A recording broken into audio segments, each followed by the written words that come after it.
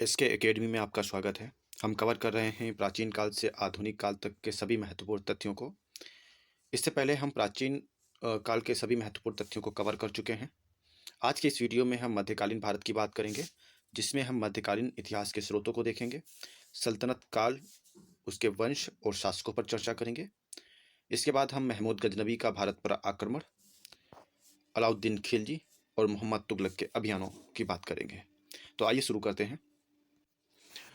पहला है मध्यकालीन इतिहास के स्रोत, जिसमें है अखबार अल हिंद वल हिंद। ये सारी पुस्तकें आपके लिए इम्पोर्टेंट हो सकती हैं, जिसमें आपको मैचिंग के लिए दिया जाता है अक्सर, अगर आप पीसीएस की बात करेंगे। और कभी कभी आपसे यूपीएससी लेवल में जब आप जाते हैं तो आपसे उस पुस्तक के बारे में भी पूछा जाता है कि उसमें किसका वर्णन मिलता है। तो अगर अखबार अल हिंद वल हिंद की बात करें तो इसको लिखा है सुलेमान ने। बंगाल के पाल शासकों के बारे में जानकारी इसमें मिलती है। राष्ट्रकूट शासक अमोघ वर्ष की महानता का इसमें उल्लेख किया गया है। उरूज अल जहब, ये अल मसूदों की है, इसमें त्रिपक्षीय संघर्ष का उल्लेख किया गया है। ये आपके लिए इम्पोर्टेंट है। सिलसिला उत तवारीख, ये अबू जईद की पुस्तक है, जिसमें भारत और चीन का तुलनात्मक वर्णन मिलता है। सबसे महत्वपूर्ण पुस्तक आपकी किताबुल हिंद है, अल बरूनी की। और इसके बारे में आपको ये भी पता होना चाहिए कि इसमें क्या बात की गई है। तो इसमें भारत के धार्मिक और सामाजिक जीवन के विस्तृत वर्णन के साथ यहाँ के ज्ञान विज्ञान की भी विस्तृत व्याख्या प्रस्तुत की गई है। राइट। नेक्स्ट इम्पोर्टेंट जो पुस्तक है आपकी है राजतरंगिणी। इसको लिखा है कल्हड़ ने, और इसमें आपका कश्मीर का जो क्षेत्रीय इतिहास है उसका वर्णन किया गया है। राइट। नेक्स्ट है गौडवाहो। इसको लिखा है वाकपति ने। कन्नौज के शासक यशोवर्मन के बारे में जानकारी यहाँ से मिलती है। नेक्स्ट है रामचरित। रामचरित को लिखा है सद्याकर्णदी। पाल वंश के रामपाल के जीवन से संबंधित है। तबकात नासिरी, काफ़ी इंपॉर्टेंट पुस्तक है ये आपके लिए। तबकात नासिरी, तो नासिरी और श्री अगर आप जोड़ लेंगे तो सिर दोनों में मिल जाएंगे। मिनहाजुत सिराज, तो इसमें भी सिर है और इसमें भी सिर है, तो आप यहाँ से एग्जाम में अगर आता है तो मैच कर दीजिएगा। राइट। इस रचना में इस्लाम के उदय से पूर्व काल के पैगंबरों का वर्णन है और मुसलमानों का इतिहास भी वर्णित है। राइट। नेक्स्ट है तारीख। तारीख है फिरोज शाही। ये भी काफ़ी इंपॉर्टेंट पुस्तक है, बार बार पूछी जाती है आपसे। जियाउद्दीन बर्नी की पुस्तक है। इसमें बलबन के सत्ता में आने से आरंभ होने वाली घटनाओं का विवरण मिलता है, मतलब बलबन का इसमें उल्लेख किया गया है। राइट। अमीर खुसरो की पुस्तक है खजाइन उल फुतूह, और इसमें अलाउद्दीन के शासनकाल का एक मात्र समकालीन स्रोत है ये। राइट। इसमें अलाउद्दीन के के समय की जो पुस्तक है वो एकमात्र पुस्तक है खजाइन उल फुतूह। तुगलकनामा, ये भी अमीर खुसरो की है। तुगलक वंश के सत्तारूढ़ होने की घटनाओं का वर्णन इसमें किया गया है। नू सिपर, ये भी अमीर खुसरो की पुस्तक है। भारत की जलवायु, रहन सहन, कृषि, वेशभूषा आदि का इसमें वर्णन किया गया है। तो आप ये तीनों पुस्तकें इंपॉर्टेंट हैं आपके लिए, याद रखिएगा। अमीर खुसरो की। राइट। कौन कौन सी हैं?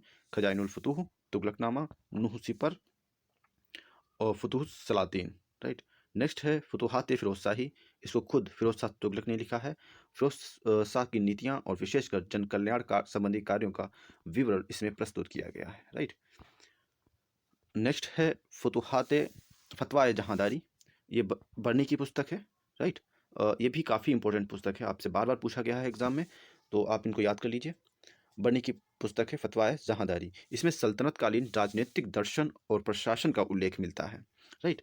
नेक्स्ट जो इंपॉर्टेंट पुस्तक है वो रहला है, इब्न बतूता की है ये। राइट। इब्न बतूता जो अफ्रीकी है। मोहम्मद बिन तुगलक के व्यक्तित्व, जीवन, प्रशासन, सामाजिक, आर्थिक आदि का उल्लेख किया गया है किसमें? रहला में। राइट। नेक्स्ट है फवायदुल फवाद। ये भी पुस्तक कुछ हद तक इम्पोर्टेंट हो सकती है। ये अमीर हसन अली सिज्जी की है, जिसमें अलाउद्दीन खिलजी से गयासुद्दीन तुगलक के शासनकाल तक की जानकारी आपको इसमें मिल जाएगी। नेक्स्ट जो पुस्तक है वो है वाक़ियात मुश्ताकी। रिजकुल्लाह मुश्ताकी ने इसको लिखा है। इसमें लोदी और सूर वंशों के अतिरिक्त मालवा और गुजरात के अफगान राजवंशों की भी चर्चा की गई है। नेक्स्ट है तारीख़ दाऊदी। इसमें अब्दुल्लाह बहलोल लोदी से लेकर पूर्वी भारत के अंतिम राज्य अफगान शासक दाऊद खां करारानी का तक का इतिहास इसमें आपको मिलेगा। राइट। नेक्स्ट जो है वो है तारीख़ शेरशाही। ये आपके लिए काफ़ी इंपॉर्टेंट है। तारीख़ शेरशाही ये अब्बास खां शेरवानी द्वारा लिखी गई है। राइट। तो शेरशाही और शेरवानी, यहाँ से आप इसको याद कर सकते हो। अकबर के आदेश पर उसी के दरबार में लिखी गई ये पुस्तक है। शेरशाह के शासनकाल और प्रशासनिक कार्यों की जानकारी का ये सबसे महत्वपूर्ण साधन है। राइट। नेक्स्ट है अकबरनामा, ये काफ़ी इंपॉर्टेंट पुस्तक है। इसको अबुल फजल ने लिखा है। ये 3 भागों में है। प्रथम भाग में अकबर के पूर्वगामी शासकों का इतिहास है। दूसरे भाग में अकबर के शासनकाल के प्रमुख घटनाओं का वर्णन है और तीसरे भाग को आईने अकबरी कहते हैं। ये आपसे पूछा जाता है कि आईने अकबरी क्या है? तो ये अकबरनामा का तीसरा पार्ट है, जिसे हम आईने अकबरी के नाम से जानते हैं। आलमगीरनामा जो है उसे मोहम्मद काजिम ने लिखा है। औरंगजेब के आरंभिक शासनकाल की इसमें जानकारी दी गई है। नेक्स्ट है आईने अकबरी, ये काफ़ी इंपॉर्टेंट पुस्तक हो जाती है, जो भी हमने अभी पढ़ा है। ये अकबरनामा का कौन सा भाग है? तीसरा भाग है। कौन? आईने अकबरी।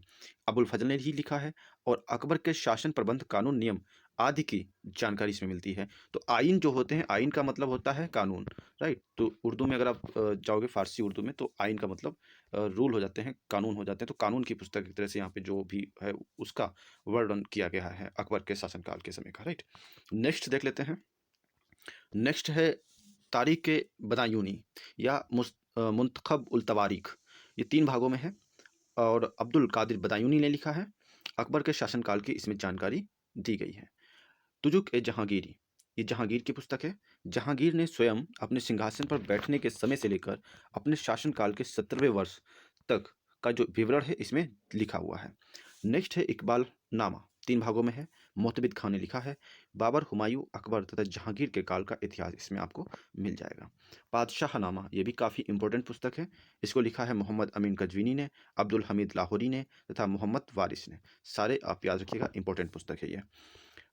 राइट। नेक्स्ट जो पुस्तक है वो है मुंतखब उल लवाब या तारीख खाफी खां। तो इसको लिखा है हाशिम खाफी खां ने। औरंगजेब के काल की आलोचनात्मक जानकारी यहाँ पे मिलती है। तो काफ़ी ज़्यादा इंपॉर्टेंट पुस्तक है और ये बार बार पूछी गई है आपसे, राइट? नुक्सा ए दिलकुशा भीमसेन की है। किसकी? भीमसेन की। इसमें औरंगजेब के काल के इतिहास पर, प्रमुख दक्षिण भारत के इतिहास पर अच्छा प्रकाश डाला गया है। नेक्स्ट है खुलासत उत तवारीख, सुजान राय खत्री की है। बाबर, हुमायूं, अकबर, जहांगीर और शाहजहां के पुत्रों पर हुए उत्तराधिकार के युद्ध का इसमें वर्णन मिलता है। अब हम बात करते हैं दिल्ली सल्तनत पर शासन करने वाले विभिन्न वंश, उनके शासक और शासनकाल की। इसके बाद हम इनको ट्रिक के माध्यम से भी समझ लेंगे, राइट? ताकि आपको एग्जाम में लंबे समय तक याद रहे। तो सबसे पहला वंश है गुलाम वंश। तो गुलाम वंश में कुतुबुद्दीन ऐबक जो हैं वो 1206 से 1210 ईस्वी तक शासन करते हैं। और गुलाम वंश को कई भागों में, जैसे 3 भागों में डिवाइड करके देख सकते हो। कुतुबी राजवंश, शमशी राजवंश और बलबनी राजवंश। जो कुतुबी राजवंश है उसके संस्थापक कुतुबुद्दीन ऐबक हैं। शमशी राजवंश के संस्थापक इल्तुतमिश हैं और बलबनी राजवंश के शासक जो हैं गियासुद्दीन बलबन हैं, राइट? तो इनका क्रम भी एग्जाम में आपको याद रखना है। क्रम भी लगाने के लिए दिया जा सकता है। शासक भी पूछा जा सकता है, शासनकाल भी पूछा जा सकता है। तो कहीं से भी आपको लगाने के लिए दिया जा सकता है। तो पहला है कुतुबुद्दीन ऐबक, 1206 से 1210 ईस्वी तक 4 वर्षों तक शासन करते हैं। आराम शाह, यहाँ पे मैंने ये लिखा है क्योंकि कभी कभी एग्जाम में सबसे लंबे समय तक शासन किसने किया है, तो इस टाइप से क्वेश्चन पूछा जाता है। और दूसरा है आराम शाह, 1210 से 1211 ईस्वी तक एक साल तक इन्होंने शासन किया। उसके बाद इल्तुतमिश 1211 से 1236 ईस्वी तक शासन करते हैं, 25 वर्षों तक। तो अगर आप गुलाम वंश में देखेंगे तो सबसे लंबा जो शासनकाल है वो आपको इल्तुतमिश को देखने का मिल जाएगा। उसके बाद रुकनुद्दीन फिरोज आते हैं, 1236 में ही बैठते हैं, उसके बाद हट जाते हैं। रजिया सुल्ताना, इनका शासनकाल लगभग 4 वर्षों तक रहता है, 1236 से 1240 ईस्वी तक। उसके बाद मुइजुद्दीन बहराम शाह आ जाते हैं, 1240 से 1242 ईस्वी तक। इनका शासनकाल 2 वर्षों तक रहता है। उसके बाद अलाउद्दीन मसूद शाह आ जाते हैं, 1242 से 1246 ईस्वी तक, 4 वर्षों तक शासन करते हैं। नासिरुद्दीन महमूद 1246 से 1266 ईस्वी तक, 20 वर्षों तक लगभग इनका शासन रहता है। उसके बाद बलबनी राजवंश में 3 शासक आपको देखने को मिल जाएंगे। गियासुद्दीन बलबन 1266 से 1286 ईस्वी तक और कैकोबाद और शमसुद्दीन कैमुअर्स तो 1287 से 1290 ईस्वी तक। 1290 ईस्वी में खिलजी वंश की स्थापना हो जाती है जलालुद्दीन फिरोज खिलजी के द्वारा, राइट? अब हम इसको ट्रिक के माध्यम से देख लेते हैं। अगर एक ट्रिक है जो कि थोड़ा आपको डिफिकल्ट लग सकती है, लेकिन अगर आप बार बार उसकी प्रैक्टिस करेंगे तो आपको वो हमेशा एग्जाम में याद रहेगा, कभी आप वहाँ से क्वेश्चन नहीं गलत करेंगे। वो है कु आसरू, कुअसरू, रब, मान, गया, केकू, राइट? क्या? केकू। अगर आप इस लाइन को बार बार रिवीजन करते हैं तो आपको गुलाम वंश के सारे जितने भी शासक हैं उनका क्रम याद रहेगा, राइट? तो कु से आपका हो जाता है कुतुबुद्दीन ऐबक। आ से हो जाता है आराम शाह, राइट। सा से हो जाएगा आपका शमसुद्दीन इल्तुतमिश। रू से रुकनुद्दीन फिरोज। रब से रजिया सुल्ताना। बा से बहराम शाह। मान से आपका हो जाता है मसूद शाह। और ना से नासिरुद्दीन महमूद। गया से गयासुद्दीन बलबन। कै से कैमुअर्श। और कू से कैमुअर्श। तो कैकुबाद, कैसे कैकुबाद, और कू से कैमुअर्श, राइट। तो ये आपके गुलाम वंश हैं। बाकी की ट्रिक हम आगे अभी देखेंगे। तो खिलजी वंश की यहाँ पे हम देख लेते हैं एक बार। तो संस्थापक हैं जलालुद्दीन फिरोज खिलजी। उसके ये जो शासन करते हैं 1290 से 1296 ईस्वी तक, 6 वर्षों तक इनका शासन रहता है। उसके बाद अलाउद्दीन खिलजी 1296 से 1216 ईस्वी तक 20 वर्षों तक शासन करते हैं। शहाबुद्दीन उमर 1316 ईस्वी में ये आते हैं और उसी वर्ष ये हट जाते हैं। कुतुबुद्दीन मुबारक खिलजी 1316 से 1320 ईस्वी तक शासन करता है। नासिरुद्दीन खुसरव शाह ये हैं जो हिंदू से मुसलमान बने थे। तो आपको ये भी याद रखना है कि कौन शासक था जो हिंदू से मुसलमान हुआ था। तो वो नासिरुद्दीन खुसरव शाह थे। 15 अप्रैल से 27 अप्रैल तक शासन करते हैं 1320 में। इसके बाद स्थापना हो जाती है 1320 में तुगलक वंश की, राइट। तो इसको भी हम ट्रिक के माध्यम से सारे शासक याद कर लेंगे अभी आगे। और साथ ही हम इन विभिन्न जो वंश हैं इनका भी क्रम लगाने के लिए दिया जाता है, तो उनको भी ट्रिक के माध्यम से हम याद कर लेंगे, राइट। तो पहला है इसमें गयासुद्दीन तुगलक संस्थापक है, 1320 से 1325 ईस्वी तक शासन करता है। मोहम्मद बिन तुगलक 1325 से 1351, राइट, कितना 1351 वर्ष ईस्वी तक शासन करता है। फिरोज शाह तुगलक उसके बाद आ जाते हैं, 1351 से 1388 ईस्वी तक शासन करते हैं, लगभग 37 वर्षों तक, राइट। गयासुद्दीन तुगलक द्वितीय आ जाते हैं, 1388 से 1389 ईस्वी तक शासन रहता है। अबू बकर आ जाते हैं फरवरी 1389 से अगस्त 1390 ईस्वी तक। नासिरुद्दीन महमूद शाह आ जाते हैं 1390 से 1394 ईस्वी तक। उसके बाद अलाउद्दीन सिकंदर शाह जो हुमायूं के नाम से जाने जाते थे, 1394 ईस्वी तक। नासिरुद्दीन महमूद जो हैं इनका शासन रहता है 1394 से 1412 ईस्वी तक। हुमायूं वो वाले हुमायूं नहीं हैं, ये तुगलक वंश के हुमायूं हैं, राइट। तो आप यहाँ से कन्फ्यूज मत कीजिएगा। नेक्स्ट जो वंश आ जाता है वो सैयद वंश आ जाता है नासिरुद्दीन महमूद के बाद, 1394 ईस्वी के बाद, राइट, 1414 ईस्वी में। तो खिजर खां जो हैं वो शासन करते हैं 1414 ईस्वी से 1421 ईस्वी तक। उसके बाद मुबारक शाह आ जाते हैं 1421 से 1434 ईस्वी तक, राइट। फिर मोहम्मद शाह आ जाएंगे सैयद वंश में 1434 से 1445 ईस्वी तक। और उसके बाद अलाउद्दीन आलम शाह आ जाएंगे 1445 से 1450 ईस्वी तक, राइट। तो अगर हम सैयद वंश में देखें तो सबसे लंबा शासन किसका रहा है, लगभग 13 वर्षों तक मुबारक शाह का, राइट। अब हम लोधी वंश, इसमें ज़्यादा नहीं है, बस 3 ही शासक हुए हैं। बहलोल लोधी आते हैं 1451 से 1489 ईस्वी तक रहते हैं, राइट। लगभग ये 38 वर्षों तक शासन करते हैं। उसके बाद सिकंदर शाह आ जाते हैं, 28 वर्षों तक इनका शासन लगभग रहता है। और इब्राहिम लोधी आ जाते हैं, 9 वर्षों तक शासन रहता है। इसके बाद पानीपत का लड़ाई होती है इब्राहिम लोदी और बाबर के बीच में 1526 ईस्वी में। और 1526 ईस्वी में इब्राहिम लोदी को पराजित कर जो बाबर हैं वो मुगल वंश की स्थापना कर देते हैं। आइए इन विभिन्न जितने भी हमने अभी देखा है इनको सबको हम ट्रिक के माध्यम से कवर कर लेते हैं। तो पहला है जो भी वंश हैं उनको हम देख लेते हैं। उसके लिए आपको एक ट्रिक याद रखनी है, गुल खिल गया तुम शोना शोलो, राइट। क्या है, गुल खिल गया तुम शोलो, राइट।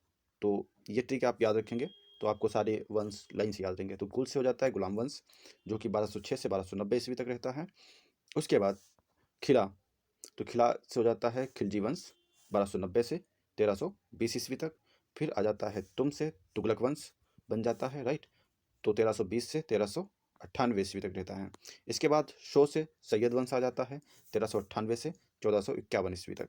फिर लो से लोधी वंश आ जाता है 1451 से 1526 ईस्वी तक। और 1526 के बाद आ जाता है आपका मुगल वंश, राइट। अब हम बात कर लेते हैं दिल्ली सल्तनत के सभी संस्थापकों के बारे में। तो ये एक लाइन है, अभी हमने जो ऊपर देखा था तो वो वंश का एक लाइन से हमने वहाँ पे डिस्कशन किया, वो भी याद रखिए, ये भी याद रखिए। तो दोनों को अगर आप मिला के याद रखेंगे तो आपको वंश सारे याद, मतलब संस्थापक सारे याद रहेंगे। इसके लिए आपको याद रखना है, तो ऐबक जल गया खेल, ऐबक जल गया तो क्या कर खेल, राइट। तो ये तो ऐबक से कुतुबुद्दीन ऐबक जो कि गुलाम वंश का संस्थापक है। उसके बाद खिलजी वंश आएगा तो जल से जलालुद्दीन खिलजी। उसके बाद तुगलक वंश आता है तो गया से गयासुद्दीन तुगलक। और खे से खिज्र खां जो कि सैयद वंश, तुगलक वंश के बाद सैयद वंश। फिर लास्ट में लोधी वंश, इसका लास्ट से बहलोल लोधी। तो आप इसको इस तरह से याद रख सकते हो, राइट। आगे अगर हम बात करें खिलजी वंश के प्रमुख शासकों की तो इसका आपका एक ट्रिक है जमुना, JAMUNA, राइट। तो तो जे से हो जाता है जलालुद्दीन खिलजी, जो कि 1290 से 1296 ईस्वी तक शासन करते हैं। ए से अलाउद्दीन खिलजी 1295 से 1316 ईस्वी तक शासन करते हैं। मुँह से मुबारक खिलजी 1316 से 1320 ईस्वी तक शासन करते हैं। और ना से नासिरुद्दीन खुसरव शाह 1320 ईस्वी तक ये रहते हैं। ये जो थे वो हिंदू से मुस्लिम हुए थे, तो ये आपको यहाँ पे भी याद रखना है। नेक्स्ट जो है वो है तुगलक वंश के सभी प्रमुख शासकों की। तो इसमें था गम फिर गया अब ना आना, राइट। इसका ट्रिक क्या है? गम फिर गया अब ना आना, राइट, अब ना आना। तो ये देख सकते हैं। तो इसका क्या होगा? गम से हो जाता है गयासुद्दीन तुगलक, फिर से हो जाता है फिरोज शाह तुगलक, गया से हो जाता है गयासुद्दीन तुगलक द्वितीय, अब से हो जाता है अबू बकर, उसके बाद ना से हो जाता है नासिरुद्दीन मोहम्मद शाह, और आ से हो जाता है अलाउद्दीन सिकंदर शाह, ना से हो जाता है नासिरुद्दीन महमूद, राइट, या नासिरुद्दीन महमूद। तो ये जो है वो महमूद है, क्या है? महमूद। और ये वाला मोहम्मद शाह है। तो आप दोनों यहाँ पे याद रखिएगा, नासिरुद्दीन में कन्फ्यूजन मत कीजिएगा। तो राइट, तो ये हमारी कुछ प्रमुख ट्रिक हो गई। अब हम बात करते हैं गुलाम वंश और खिलजी वंश की नीतियों में अंतर क्या था। तो वंश परिवर्तन की बात करो तो गुलाम वंश में जो है वो तुर्की हैं नस्ल से, राइट, और वंश, तो ये नस्ल और वंश क्या है इनका? तुर्की है। खिलजी वंश भी क्या है? तुर्क ही है, तो राइट, तो दोनों ही तुर्क हैं। शासक वर्ग के प्रकृति बदलाव नहीं है, राइट, ये इसमें जो है शासक वर्ग के प्रकृति बदलाव नहीं है। तुर्क का प्रभुत्व है, गैर तुर्कों को जगह इसमें नहीं दी जाती है। किसमें? गुलाम वंश में। खिलजी वंश में क्या होता है? गैर तुर्कों को जगह दी जाती है, जैसे अफगान आ जाते हैं, मंगोल आ जाते हैं, भारतीय मुसलमान आ जाते हैं, राइट। और दूसरा है साम्राज्य विस्तार की अगर बात करें तो इसमें ये साम्राज्य विस्तार करते हैं। सुदृढ़ीकरण का युग इसमें चलता है गुलाम वंश में, और इसमें जो हो जाता है खिलजी वंश में वो विस्तार का युग होता है, राइट। ये मजबूत कर रहे होते हैं और ये विस्तार करते हैं। ग्रामीण शासन व प्रशासनिक संरचना में बदलाव आता है। ये जो होते हैं सैन्य संरचना, भू राजस्व आदि की व्यवस्था में बदलाव लाते हैं। और जो खिलजी वंश में होते हैं ग्रामीण क्षेत्र में पहली बार शासन और साधन की पहुंच सुनिश्चित करते हैं, राइट। अमीरों में बदलाव देखा जाता है। अमीरों का स्थान महत्वपूर्ण था इसमें गुलाम वंश में, और खिलजी वंश में अमीरों को राज्य के अधिकार में कोई हस्तक्षेप करने की अनुमति नहीं दी गई थी। दूसरा है उलेमाओं के प्रति नीति क्या थी। तो उलेमा राज्य में पकड़ बनाए हुए थे, और यहाँ पे उलेमा के प्रति कठोर नीति खिलजी वंश में अपनाई गई थी, राइट। अब हम बात करते हैं भारत पर महमूद गजनवी के प्रमुख आक्रमणों की। तो पहला आक्रमण है वो जयपाल के समय होता है 1001 ईस्वी में। इसमें जयपाल जो होता है वो पराजित होकर बंदी बना दिया जाता है, राइट। शाही राजधानी वहिंद या उद्भांडपुर ध्वस्त कर दी जाती है। धन तथा हाथी देकर जो जयपाल होते हैं वो मुक्त हो जाते हैं, राइट। तो हिंदू शाही वंश पश्चिमोत्तर पाकिस्तान का ये यहाँ पे जो है ये जयपाल का शासन होता है, जिसको हिंदू शाही वंश के नाम से जानते हैं, राइट। तो ये हो गया। और इसमें क्या होता है और 1004 ईस्वी में ये मुल्तान पर अधिकार कर लेता है। शासक करमाथी जाति का था और सिया पंथ मानता था। दाऊद को हटाकर जयपाल के पौत्र और आनंदपाल के पुत्र सुखपाल को गद्दी पर बैठाया। सुखपाल मुसलमान बना, उसका नाम रखा गया नौशाह शाह, परंतु पुनः हिंदू बना, अतः महमूद ने इसे हटाकर बंदी बनाया। नेक्स्ट जो है वो आनंदपाल के समय होता है 1008 ईस्वी में। हिंदू शाही वंश होता है। शाहियों ने नंदना, राइट, को अपनी नई राजधानी बनाया, जो सॉल्ट रेंज में स्थित थी। तो सॉल्ट रेंज अगर बात करेंगे तो पाकिस्तान में है। महमूद ने नंदना को नष्ट कर दिया। आनंदपाल ने समर्पण किया, राइट। नेक्स्ट है नागरकोट कांगड़ा में इन्होंने आक्रमण किया 1009 ईस्वी में। पहाड़ी राज्य कांगड़ा के नगरकोट पर आक्रमण किया, राइट। कोई उस समय लड़ने नहीं आया, अपार धन लूटा, ठीक है। नेक्स्ट जो आपका महत्वपूर्ण है 1015 ईस्वी में दिद्दा, जो कि लोहार वंश कश्मीर में है, वहाँ पे आक्रमण करते हैं। तो लोहार वंशी शासिका दिद्दा पर आक्रमण होता है। उसके बाद मथुरा और वृंदावन पर आक्रमण करते हैं 1015 ईस्वी में ही। क्षेत्रीय कलचुरी शासक कोक्कल द्वितीय पराजित होता है। कौन? कोक्कल द्वितीय, राइट। तो ये हो जाता है। और महमूद ने हिंदू तीर्थ स्थलों में भारी लूटपाट तोड़फाड़ की और मथुरा तथा वृंदावन का पूर्णतः विध्वंस कर दिया, ठीक है। उसके बाद है कन्नौज। कन्नौज में जो आक्रमण हुआ वो 1015 ईस्वी में हुआ। प्रतिहार शासक राज्यपाल बिना युद्ध किए ही भाग गया था। कौन? प्रतिहार राजा, राइट। राज्यपाल को दंडित करने हेतु कालिंजर के शक्तिशाली चंदेल शासक विद्याधर, काफी इंपॉर्टेंट शासक हैं ये, ने शासकों का एक संघ बनाया, राइट। कन्नौज की गद्दी पर त्रिलोचन पाल को बिठाया। किसको बिठाया? त्रिलोचन पाल को बिठाया। नेक्स्ट जो इनका आक्रमण होता है वो बुंदेलखंड पे होता है 1019 ईस्वी में। बुंदेलखंड राजधानी जिसकी कालिंजर होती है, कि चंदेल शासक विद्याधर ने एक विशाल सेना जुटाई, किसने? विद्याधर ने। महमूद सेना देखकर विचलित हो गया और कोई निर्णायक युद्ध नहीं हुआ। नेक्स्ट 1021 ईस्वी में पुनः आमना सामना होता है, राइट। इसमें विद्याधर स्वतः ही एक मासिक कर देने का सहमति पर राजी हो जाता है, तो एक तरह से समझौता हो जाता है, राइट। नेक्स्ट है सोमनाथ पर जो आक्रमण है वो काफ़ी इंपॉर्टेंट है, डेट पूछी जाती है, 1025 ईस्वी में होता है। काठियावाड़ जो कि गुजरात में है के शासक भीमदेव बिना युद्ध किए ही भाग गया। पवित्र शिव मंदिर नष्ट करके भयंकर कत्लेआम मचाया गया और अपार लूट सामग्री प्राप्त की गई। कुछ विद्वानों का मानना है कि महमूद ने 1027 ईस्वी में जाटों के विरुद्ध आक्रमण किया।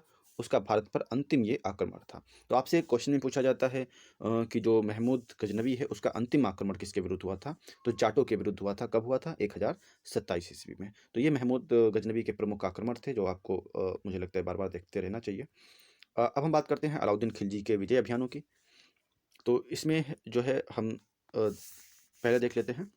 गुजरात पर आक्रमण होता है, राइट। यहाँ का शासक होता है रायकरण वघेला कर्ड।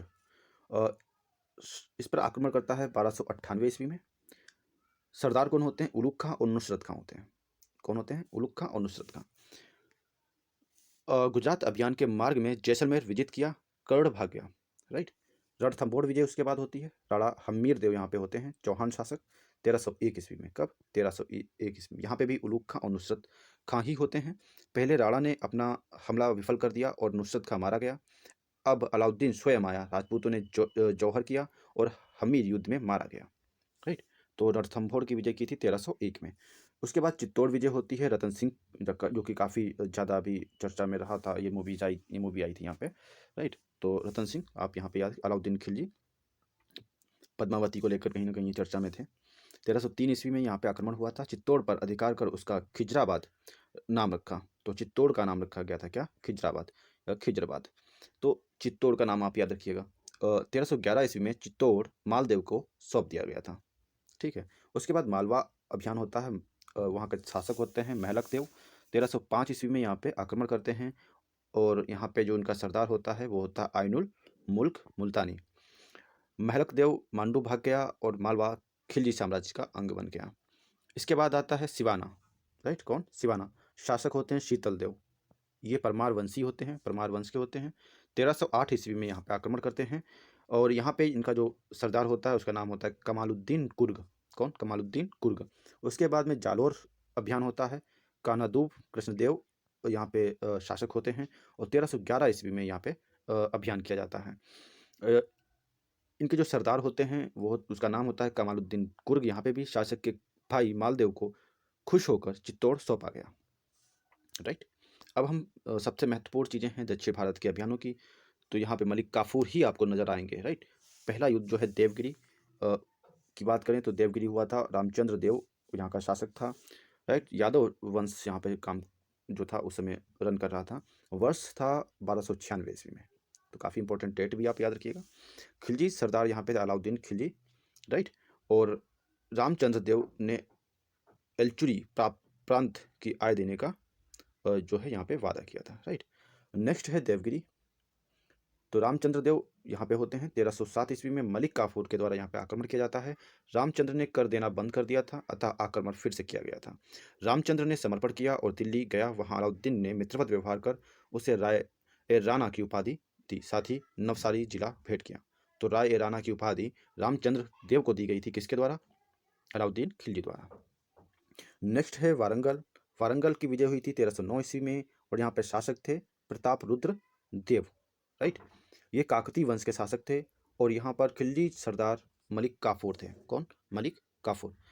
तो यहाँ पे मलिक काफूर ही आपको देखने को मिल जाएंगे दक्षिण में, राइट। तो आप सरदार याद करने की यहाँ पे ज़्यादा ज़रूरत नहीं है, आपको बस मलिक काफूर याद रखिए।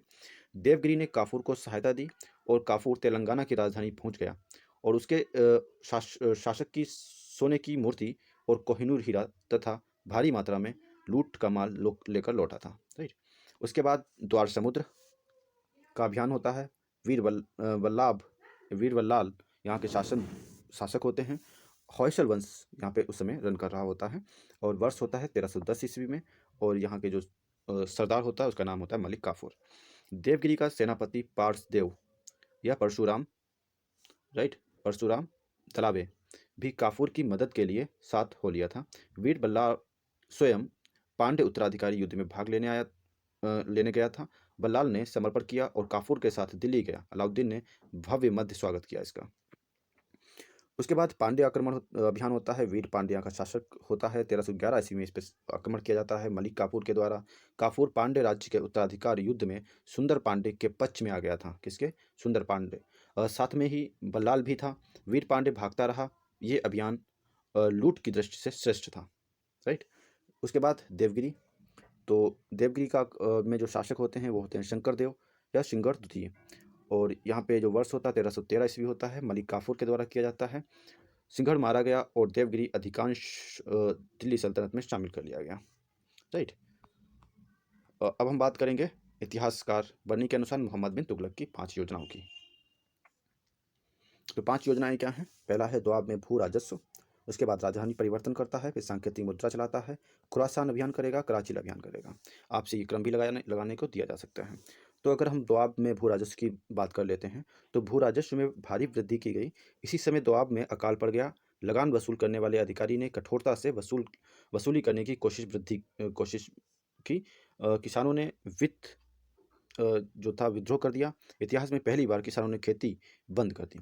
अत्यधिक निर्दयता से विद्रोह का दमन किया गया। तो अगर हम बात करें एमबीटी की, तो एमबीटी की सभी जो योजनाएं थी लगभग विफल ही हो जाती हैं। तो उनके पीछे रीजन जो है वो आपको यहाँ पे समझ में आ जाएंगे। तो पहला था कि दोआब में भू राजस्व लगाया तो क्या हुआ? अकाल पड़ गया, विफल हो गया। दूसरा राजधानी परिवर्तन। राजधानी परिवर्तित नहीं हुई थी। दौलताबाद नई राजधानी बनी और साथ ही दिल्ली भी राजधानी बनी रही। लोगों को संभवतः बलपूर्वक दिल्ली से दौलताबाद जो कि देवगिरी था 1327 ईस्वी में भेजा गया था। तो ये अभियान कब किया गया था? 1327 ईस्वी में। उद्देश्य क्या था? दूरस्थ दक्षिणी प्रांतों पर प्रभावी नियंत्रण स्थापित करना। संभवतः मंगोल आक्रमण से सुरक्षा भी एक कारण था। देवगिरी का नाम दौलताबाद रखा गया था। देवगिरी दक्कन में इस्लामी संस्कृति का केंद्र बन गया क्योंकि अनेक विद्वान संत और सूफी देवगिरी जाकर बस गए थे। विद्रोह के कारण शीघ्र ही दक्षिणी क्षेत्र सल्तनत से बाहर हो गए और देवगिरी को राजधानी बनाने की का जो औचित्य था वो समाप्त हो गया। अब जो दक्षिणी राज्य थे वो क्या हो गए? जब सल्तनत से बाहर हो गए तो दक्षिण में जो देवगिरी का जो उद्देश्य स्थापित करने का था एमबीटी का, तो वो विफल हो गया। इसके बाद देखते हैं 1335 ईस्वी में दिल्ली पुनः राजधानी बनी और लोगों को लौटने का आदेश दिया गया। इस प्रकार आने जाने से लोगों को काफ़ी कष्ट हुआ। तो ये भी कहीं ना कहीं विफल हो जाती है एमबीटी की योजना। नेक्स्ट जो चलाते हैं वो सांकेतिक मुद्रा चलाते हैं। चांदी की कमी के कारण सांकेतिक मुद्रा का प्रचलन किया गया। पीतल कांस्य की मुद्रा प्रयोग में लाई गई। पीतल की मुद्रा सिक्के चलाने वाला प्रथम सुल्तान मोहम्मद बिन तुगलक ही था। राइट। कांस्य पीतल की मुद्रा का मूल्य चांदी की मुद्रा के बराबर रखा गया। सिक्कों पर फारसी तथा अरबी भाषा में लेख लिखे गए। लोगों ने सरलता से अपने घरों में सिक्के बनाना शुरू कर दिए जो राजकीय सिक्कों जैसे ही थे। अब जब घर घर में ये सिक्के बनना शुरू हो गए तो मार्केट में अत्यधिक सिक्के आ गए थे जिससे इन्फ्लेशन जैसी समस्याएं बन गई थी। राइट। राजकोष की भारी नुकसान हुआ। फलतः ये योजना बंद करनी पड़ी। तो ये भी विफल हो गई, ये भी विफल हो गई, ये भी विफल हो गई। नेक्स्ट देखते हैं खुरासान अभियान। यह योजना खुरासान के शासक अबू सैयद के विरुद्ध थी। इसका उद्देश्य गजनी और काबुल पर नियंत्रण स्थापित कर मंगोल आक्रमण से रक्षा करना था। राइट। उद्देश्य अच्छा था लेकिन देखते हैं। इसके लिए मिस्र के सुल्तान और ट्रांस ऑक्सियाना के शासक तर्मासिरीन के साथ एक त्रिमैत्री संघ बन गया। इसके लिए 3,70,000 घुड़सवारों की विशाल सेना तैयार की गई। ये मध्यकालीन भारतीय इतिहास में विदेश नीति के एक नए बोध का उदाहरण है। राइट। मैत्री संघ टूटने से योजना समाप्त हो गई और सेना पर हुआ अत्यधिक अधिकांशतः व्यर्थ चला गया। तो ये भी क्या हो गई? समाप्त हो गई। उसके बाद कराची अभियान करते हैं। पहाड़ी क्षेत्र में किया गया अभियान जो संभवतः कांगड़ा कुमायूं जिले में किया गया था। विपरीत भौगोलिक परिस्थितियों में सल्तनत की सेना को अत्यधिक हानि उठानी पड़ी। तत्कालीन पहाड़ी शासक ने आधिपत्य मानते हुए एक निश्चित धनराशि देने का वादा कर लिया। तो ये कराची अभियान भी रोक दिया गया। राइट। तो इस तरह से जो एमबीटी की लगभग 5 योजनाएं होती हैं कहीं ना कहीं वो विफलता की ओर आप विफल इस समय देख सकते हो। लेकिन इनका जो दृष्टिकोण था, जो उद्देश्य था, वो काफ़ी ज़्यादा स्ट्रॉन्ग था। राइट। तो इस वीडियो में इतना ही। मिलते हैं नेक्स्ट वीडियो में। Thank you so much.